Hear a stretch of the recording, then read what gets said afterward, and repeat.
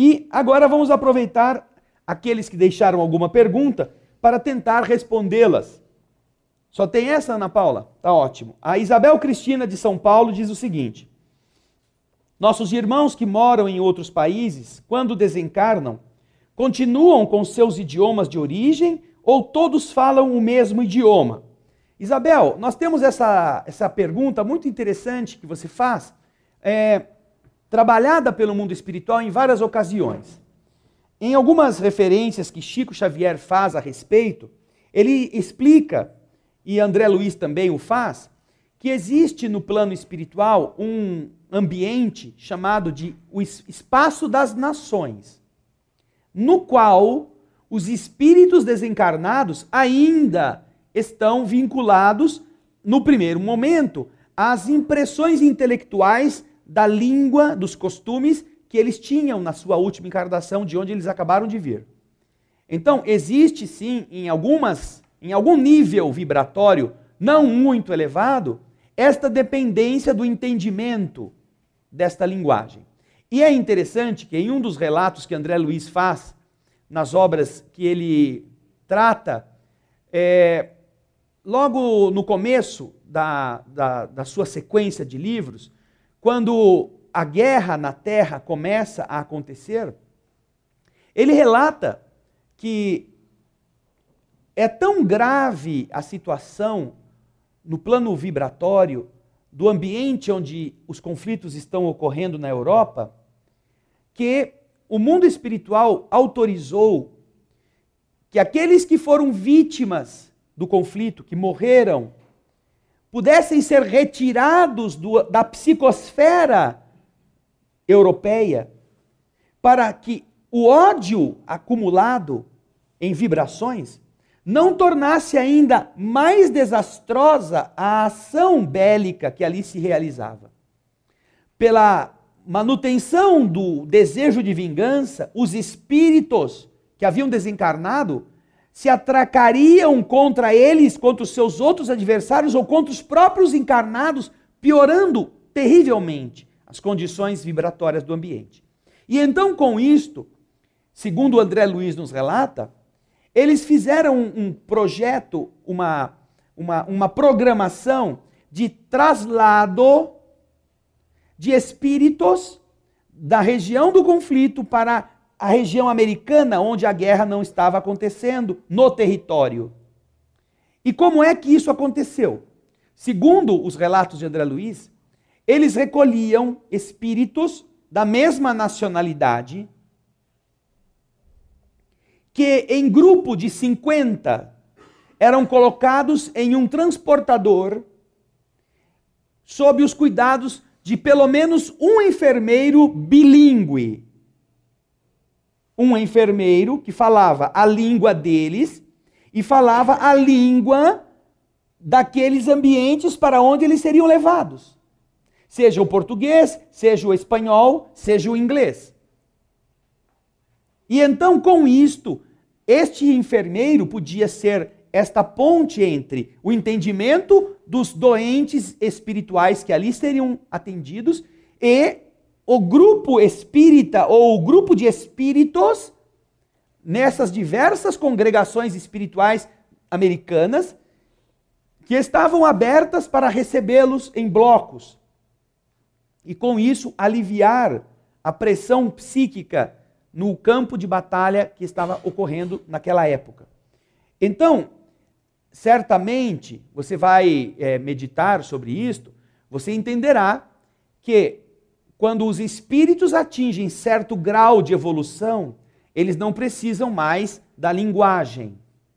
A linguagem não é mais um fator de separação. As vibrações se comunicam, os pensamentos falam, sem que haja necessidade de serem da mesma estrutura linguística. Mas até que nós cheguemos no desenvolvimento deste potencial de sublimação, ainda nos níveis inferiores existe essa discrepância própria da mente humana. Nós desencarnamos no Brasil e ao despertarmos do corpo morto, nosso espírito vai falar português. Vai falar. Porque é a primeira noção que você tem de quem você é. Se alguém chamar você, ô Juvenal, vem cá, você nem olha. Você pode ter sido, numa outra vida, um cara chamado Juvenal, mas você é o Rodolfo. E se ninguém chamar você por Rodolfo, você não atende. Você não fica pensando, mas será que alguma vida? Deixa eu pensar lá nos meus botões, se eu já não fui Juvenal.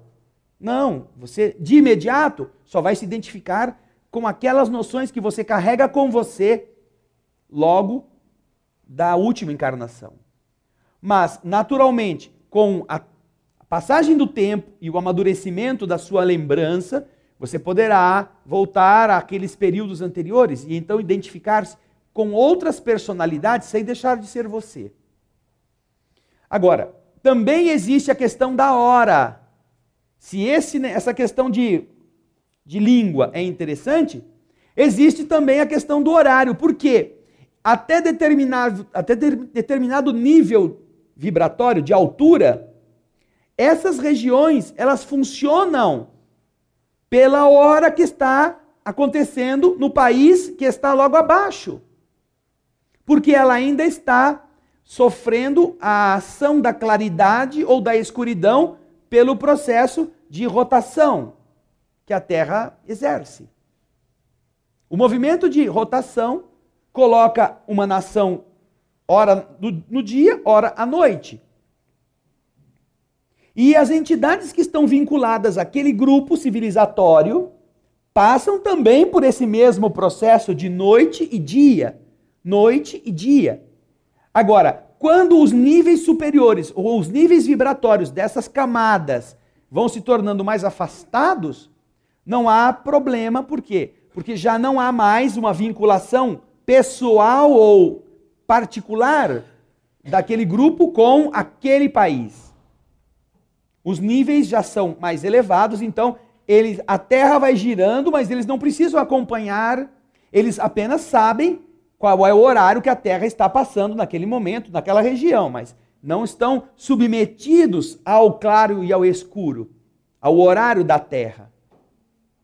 Já nos níveis mais inferiores, por exemplo, nós estamos estudando livros mensageiros, nós vamos ver no livro Missionários da Luz, vamos ver no livro Ação e Reação, instituições que se localizam nas regiões umbralinas e que elas estão vinculadas à hora da Terra, à questão do movimento da Terra junto com as pessoas. A cidade Nosso Lar, ela foi edificada sobre a cidade do Rio de Janeiro, espiritualmente falando. E por que ela tem essa definição? Porque ela se move juntamente com a cidade do Rio de Janeiro. Já pensou se Nosso Lar ficasse parado e o Rio de Janeiro fosse movendo? Nosso Lar agora não é de Niterói, agora é do Espírito Santo, agora está na Bahia. Peraí, de onde vocês são? Ela tem uma vinculação com os espíritos que estão renascendo lá.